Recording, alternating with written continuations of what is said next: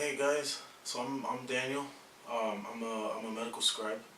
I just wanted to give whoever is interested in this field, this area of the medical field, of what consists of being a medical scribe, what it entails, um, like a overview of like a simple encounter of many that you have like throughout the day.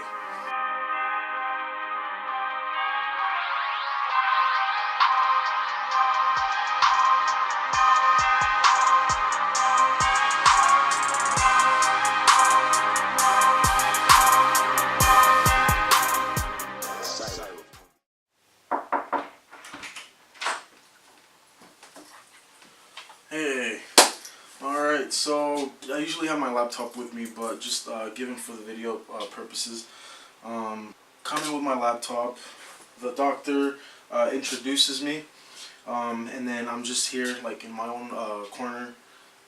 Usually doctor starts off with, what are you here for today? And then they go on, the parents go on to talk about like what led up from the very first day of like their cough or fever or just anything like that. And then usually you want to stick to what's pertinent.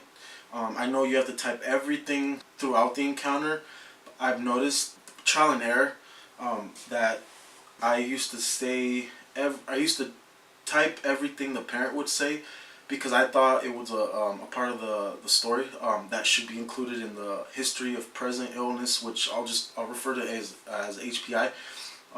Like 2-3 paragraphs, as opposed to just leaving in the HPI what's pertinent, what's not. I got pretty good at that. So you want to hear the story, you want to type as much as you can, but not everything to the point where like every other sentence is going to be just like, my child was playing and he fell. But they're coming in for like cough, which I mean, if they fell and they got injured, then you would still leave it in there, but you kind of would separate it from the reason that mother thinks why the patient got a cough. So you kind of have to get good at that and just rearrange everything. So usually we let the parents talk about why the kid's here, and then as soon as that, you notice how the patient is, basically, but at the same time, you want the parents to tell the doctor, and you want to hear out for any of the things that they say. They have a headache, or they have a cough, they have a rash, or anything like that, and then that's what you'll include in the second portion, the review of symptoms. So like usually the review of symptoms is just like a general or a constitution. Overall feeling fine, overall feeling sick, or overall healthy. Just describing how the patient is according to the parents. So my kid feels sick, he's been throwing up, or he's been having a fever, he's had a cough, can't really keep anything down. Like you just basically put like overall feeling sick, and then everything else that applies, like in the head, eyes, ears, nose, and throat. You would put headaches if the patient is experiencing headaches. In the respiratory system, if they have been having a cough, like wet cough, dry cough, however the parent says, you just kind of go through each of the systems, and then so the HPI review of symptoms is basically what the parent is telling you. Then what the doctor goes through, and his or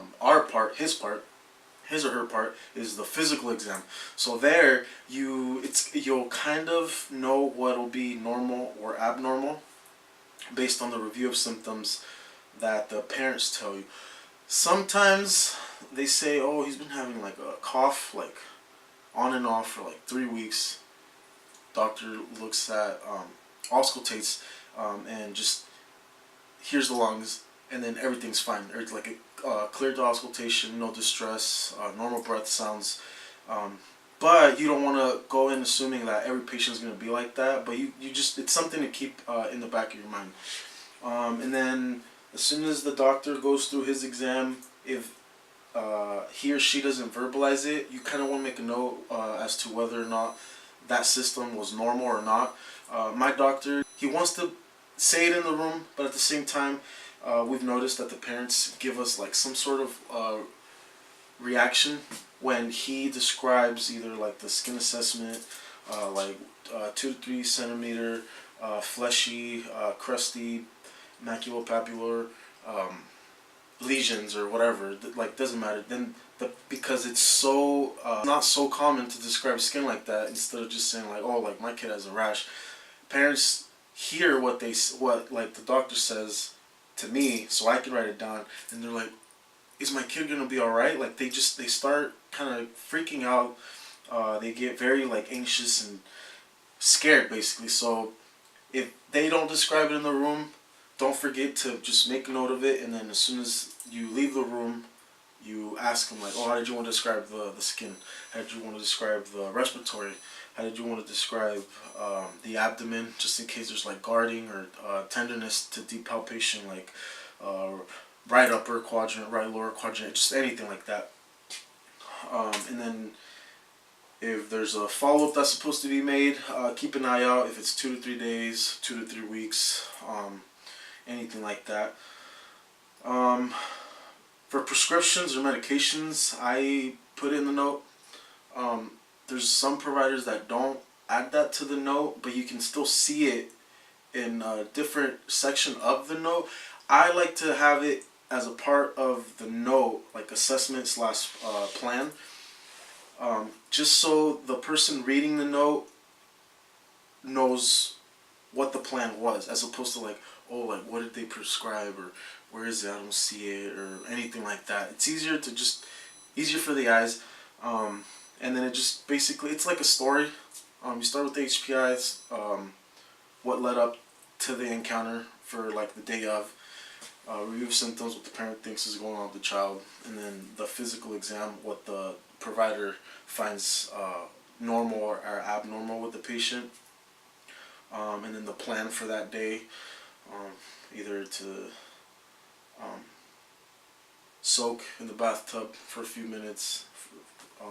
It's very different for each patient, but in the follow-up, you just follow up as necessary. Next physical schedule as appropriate, or in 1 year, doesn't matter. Usually like the physicals are pretty generic and they're easier, but each child will have something unique, or something genuine for either like for themselves or for their specific appointment. But usually like the sick visits, they vary. A kid with an ear infection versus another kid with the ear infection will have like completely different symptoms. They'll have similar ones, but one will have a cough, one won't. One will be complaining of ear pain, one won't. It varies like that. So that's where it gets kind of like complex, complicated. But as soon as we leave, sorry, I got off topic. As soon as we leave we're done with the patient, we leave the room. That's why I like being on my laptop, because I don't have to like tap and go, which is what we have for the computers in the room.